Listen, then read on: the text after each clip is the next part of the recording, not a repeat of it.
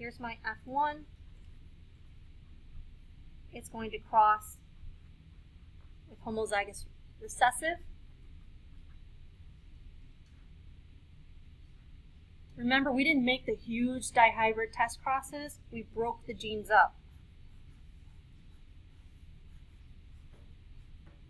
So here's my genes for color, my test cross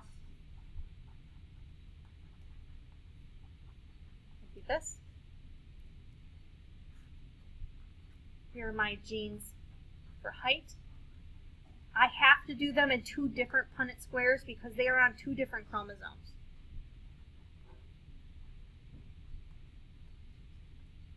So there's my Punnett square of my test cross. But it wants the ratios, right? So I could have green, because green means that I have at least one dominant G. And it could be dwarf, which means it has a dominant D allele. To find the probability of that, I have 2 out of 4, or 1/2 that are green, times 1/2 that are dwarfs, which means 1/4 of my offspring would be green and dwarf. If I go through and I do all of the other ones in the same way, what you're going to see is that they're all going to say 1/4. So my ratio would be a 1 to 1 to 1 to 1 ratio. Some will be green dwarf, some will be green tall, some will be purple dwarfs, and some will be purple tall.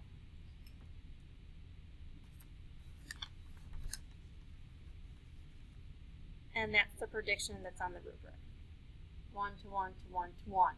But this says that you need the phenotype and the ratio. You can't just say 1 to 1 to 1 to 1. It said you need the phenotype too. So you need to write down the ratio, but also the phenotypes that go with it. The last one. If the 2 genes were genetically linked, what does it mean to have linked genes?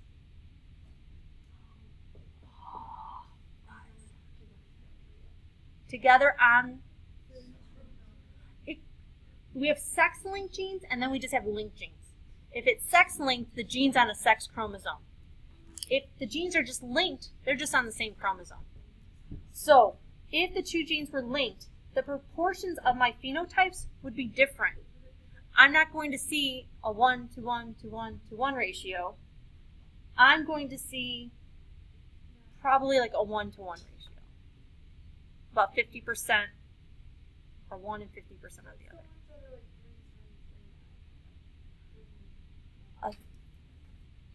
So like a 9 to 3 to 3 to 1, the dihybrid, by crossing 2 hybrids.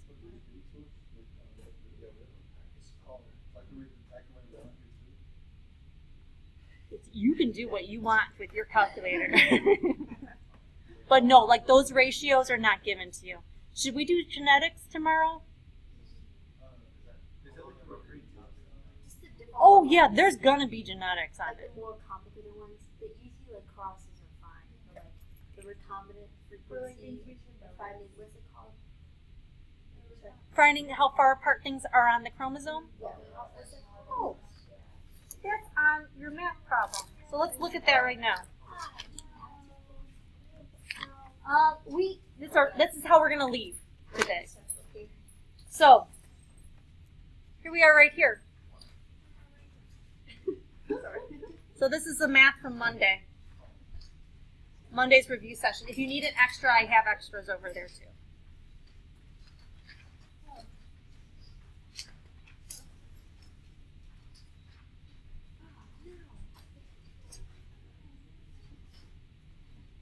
So I'm crossing all of these flies, and I do a test cross with the F1. So I do an F1 test cross. If these genes are unlinked, I always expect to see a 1 to 1 to 1 to 1 ratio if they are unlinked. But I don't see a 1 to 1 to 1 to 1 ratio. I see a lot that look like the parents. And then I see a couple outliers. The outliers are coming from crossing over that happens in meiosis. Because even though those genes are on the same chromosome, we have crossing over that happens. The closer together genes are on the same chromosome, the fewer amount of recombinants we will have. But if they're far apart on the chromosome, there's it's just a really high probability that we'll have crossing over happen in between them.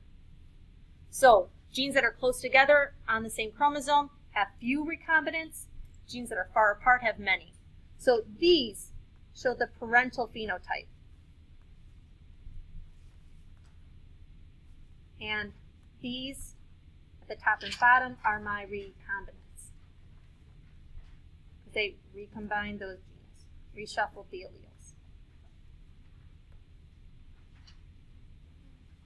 So they want you to determine the distance between the genes for color and wings on the chromosome. So how far apart are these genes on the actual chromosome?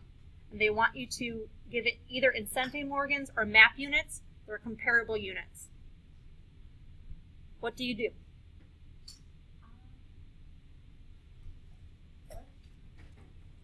How would you figure out how far apart the gene for color and wings are in these spots? Yeah, you have to figure out the recombinant frequency. 75 plus 85 divided by 85 plus 728 plus 712 plus 75.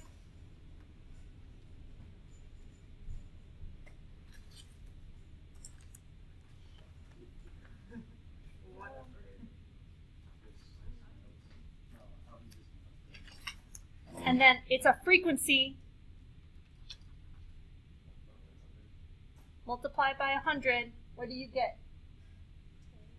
I get 10 map units or 10 centimorgans. That's easy math.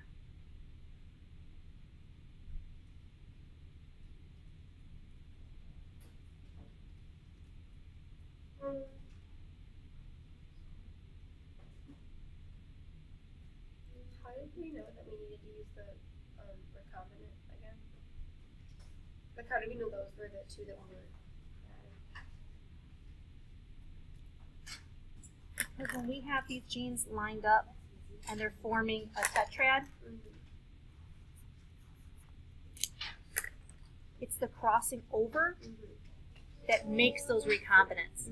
So if they're really close to one another, like these two genes on the same chromosome, it might cross over, but it might not because they're far apart. But if they're really far apart on the same chromosome, it's pretty likely that there's going to be crossing over that happens somewhere there. So the more recombinants I have, the further apart you are on the chromosome. So if I determine my recombinant frequency, that's how I can tell how far apart they are. So if we had a question like this, and it was like different numbers but the same kind of like frequency going on, you would do like the two recombinant numbers over all of them. Yes, and the recombinant numbers are always going to be the ones that are in very small amounts. But if you got these same values, and let's say everything was 700, 728, 712, 730, then that shows that all of those phenotypes are the same, which means that they are unlinked. It means that they're on different chromosomes. Then they're unlinked. And sometimes they just might give you this and say, are these genes linked or unlinked? And then provide your reasoning, justify your reasoning. And you say because the differences in the amount of If they were unlinked, we would expect a 1 to 1 to 1 to 1 ratio, meaning that all of our offspring should be around the same. But if they're on the same chromosome, we are going to see more that look like the parents and just a few recombinants because they're on the same chromosome. So this shows linked genes. Unlinked genes would look like this, like 728, 712, 725, 715. Like those are all like pretty close to one another. This would be unlinked genes. So your reason is like these are linked because they're not a 1-to-1 to 1 ratio? Yes. Or you can say that the majority or over over 25% of the offspring or over 50% of the offspring show parental phenotypes. Because you expect 50% to show the parental phenotypes if they're unlinked.